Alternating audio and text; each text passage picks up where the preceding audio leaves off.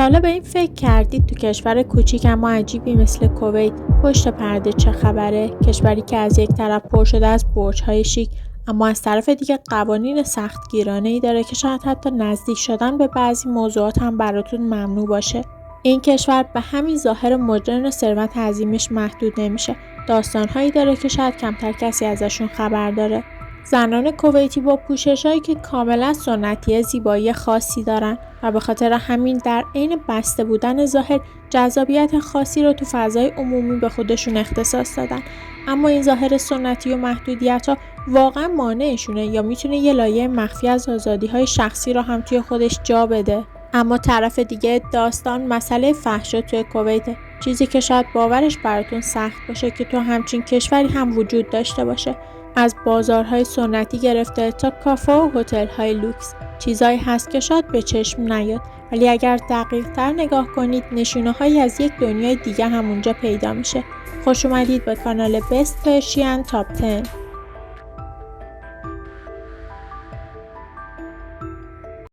ببینید توی کویت زندگی زن‌ها یه ترکیب عجیبی از محدودیت و آزادیه. شاید به ظاهر سنتی و پوشیده باشن، ولی واقعیت اینه که پشت این ظاهر دنیایی از ماجراها و پارادوکس ها وجود داره که کمتر کسی از بیرون متوجه میشه. از طرفی قوانین خیلی سختگیرانه‌ای هست که باعث میشه زندگی براشون تحت کنترل باشه، ولی از طرف دیگه اگر نگاهی دقیق‌تر بندازیم تو دل همون محدودیت‌ها راههایی برای آزادی‌های کوچیک پیدا میکنن.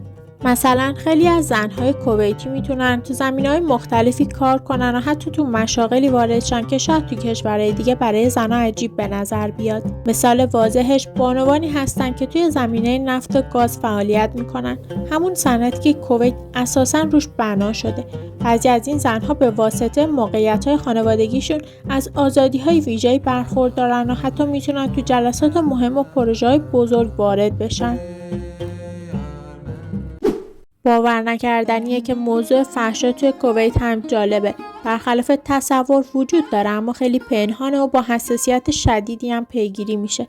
جاهایی مثل هتل‌ها و مناطق توریستی جاییه که ممکنه داستان‌های پشت پرده اتفاق بیفته، ولی خب دولت و جامعه کویت نسبت به این موضوع واکنش شدیدی دارن و عموماً از دید عموم پنهانه. بیایید با هم بریم به دل حقایق کمتر شناخته شده و خاص درباره کویت. کویت از جمله کشورهایی است که ترکیب عجیب و غریبی از زندگی مدرن و سنتی رو داره. شاید برای کسی که تازه به کویت پا گذاشته، دیدن قصرهای شیک و برج‌های مدرن در کنار بازارهای سنتی و شترسواری تضاد جالب و عجیب باشه. فکر کنید توی یک مرکز خرید شیک هستی که برندهای جهانی مثل گوچی و لویی ویتون هستن، ولی همونجا جلوی درش چند تا شتر کنار هم نشستن. این تضاد شاید برای کسی که تازه به کویت میاد جالب باشه، چون توی کمتر کشور میبینی که سنت و مدرنیته اینقدر ملموس کنار هم قرار بگیرن. برخلاف تصوری که ممکنه خیلی‌ها داشته باشند، صحرای کویت برای خیلی از تازه عروس دامادای مقصد ویژه و عجیب غریبه. خیلی‌ها مخصوصاً زوج‌های خارجی به این منطقه سفر می‌کنن تا توی سکوت و آرامش بی‌نظیر صحرا از طبیعت و زیبایی‌های خاص کویت لذت ببرن. زوج خارجی بود که میگفتن توی این صحرا شب‌ها انقدر ستاره‌ها نزدیکن که میتونی دستتو دراز کنی یک ستاره رو برداری. یکی از جذابیت‌های زندگی تو کویت اینه که این کشور سیستم مالیات نداره. درست شنیدید. مردم کویت از پرداخت مالیات بر درآمد و فروش معافن.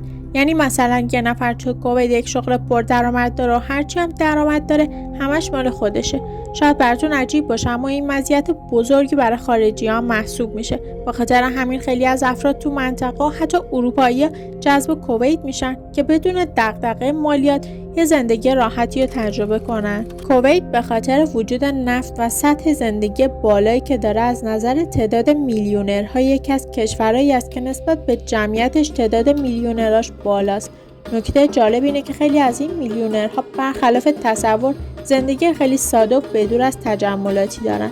مثلا یک کویتی ممکنه توی یک خونه ساده زندگی کنه، یا ماشین معمولی سوار شه، ولی همون آدم تو حساب بانکیش چندین میلیون دلار پول داشته باشه. باور نکردنیه که این فرهنگ ساده زیستی با ثروت‌های میلیاردی تضاد جالب ایجاد کرده.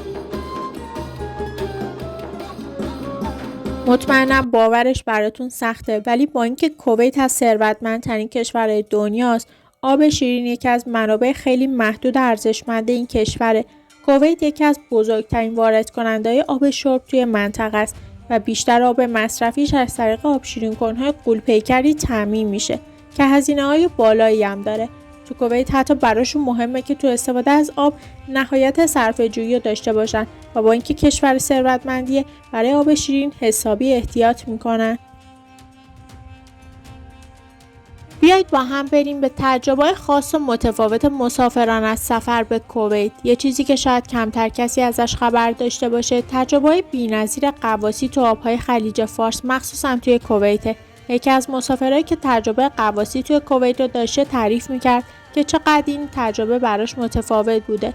میگفت انتظار نداشتم خلیج فارس انقدر آرام و تمیز باشه. توی عمق معقول ماهی‌های رنگارنگ و مرجان‌های خاصی رو می‌دیدی که انگار یه تیکه از بهشت توی آبه. این تجربه برای خیلی‌ها عجیب بوده، چون وقتی به کویت فکر می‌کنن کمتر کسی ذهنش به سمت دنیای زیر آب میره. شاید فکر کنی تو کویت مثل خیلی از کشورهای دیگه شبا همه مشغول تفریح و دور همیای شلوغن، ولی داستان چیز دیگه است. یکی از مسافرها تعریف میکرد که شبهای کویت یک حس خیلی خاصی داره. مردم از شلوغی و هیاهو دوری میکنن و بیشتر به کافه‌های خاص و دنج روی میارن. مثلا یکی از کافه‌های محبوب کویتی‌ها که مسافرها هم عاشقشن، کافه‌های ساحلی هن که نورهای ملایمی دارن و توی شب‌های کویتی فضای صمیمی ایجاد میکنن. این کافه‌ها بیشتر از اون که شلوغ و پر سر صدا باشن، پر از آرامش و فضای دوستانه است. یکی دیگه از تجربیات خاص مسافرها از بازدید بازارهای سنتی کویت. این بازارها برخلاف جاهای دیگه یه حس خاصی از اصالت و سنت رو توی خودشون نگه داشتن. وقتی از کوچه پس کوچه‌های سوق رد میشی انگار یه سفر زمانی به گذشته داری. بوی ادویه‌های تند، عطر قهوه عربی، صدای آهنگای سنتی و مردمی که با لباسهای سنتی جلوی مغازه‌هاشون نشستن، همه با هم یه ترکیب بی‌نظیر میسازه که توی کمتر جایی دیدیم. اکثر مسافرها از مهمون نوازی مردم کویت کلی خاطره دارن.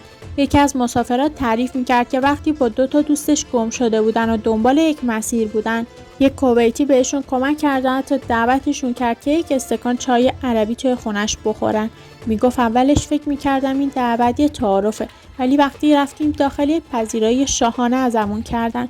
چای، قهوه، خرما، شیرینی‌های محلی، انگار با اینکه غریبه بودیم جزوی از خانواده‌شون بودیم.